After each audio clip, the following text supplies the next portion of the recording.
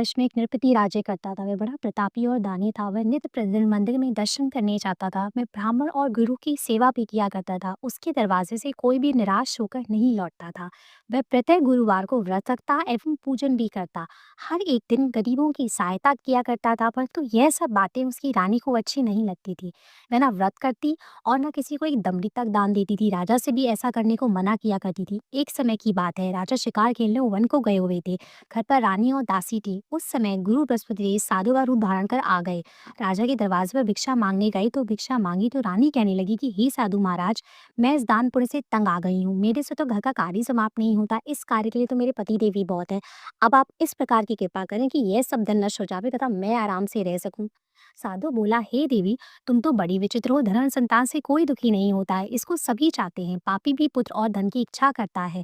अगर आपके पास धन अधिक है तो भूखे मनुष्य को भोजन कराओ, प्याऊ लगवाओ, ब्राह्मणों को दान दो, धर्मशाला बनवाओ, तालाब, कुआं, बावड़ी, बाग, बगीचों आदि का निर्माण कराओ, निर्धव मनुष्य की कुंवारी कन्या का विवाह करवाओ और यज्ञादि कर्म करो। इस प्रकार के कर्मों से आपका कुल और आपका नाम परलोक में सार्थक होगा एवं स्वर्ग की प्राप्ति होगी। मगर रानी इन बातों से खुश ना हुई। बोली, हे साधु महाराज, मुझे ऐसे धन की भी आवश्यकता नहीं जिसको और मनुष्य को दान दूं तथा जिसको रखने उठाने में मेरा सारा समय ही बर्बाद हो जाए। साधु ने कहा कि हे देवी, तुम्हारी ऐसी इच्छा है तो ऐसा ही होगा। मैं तुम्हें बताता हूँ, वैसा करना। बृहस्पतिवार के दिन अपने घर को गोबर से लीपना, अपने केशों को धोना, केशों को धोते समय स्नान भी करना। राजा से कहना कि वे हजामत कराए, भोजन में मांस मदिरा खाना, कपड़े धोबी के यहाँ धुलने डालना। इस प्रकार 7 बृहस्पतिवार करने से तुम्हारा सब धन नष्ट हो जाएगा। ऐसा कहकर साधु अंतर्ध्यान हो गए। रानी ने साधु के कहे अनुसार वैसा ही किया। 3 बृहस्पतिवार ही बीते थे कि उसका समस्त धन नष्ट हो गया। अब भोजन के दोनों समय तरसने लगी, सांसारिक भोगों से दुखी रहने लगी।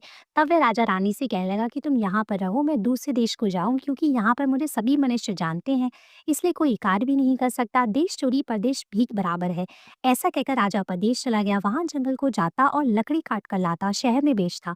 इस तरह जीवन व्यतीत करने लगा। इधर राजा के घर रानी व दासी दुखी रहने लगी। किसी दिन भोजन मिलता और किसी दिन जल पीकर रह जाती। एक समय रानी और दासी को 7 रोज बिना भोजन के व्यतीत हो गए।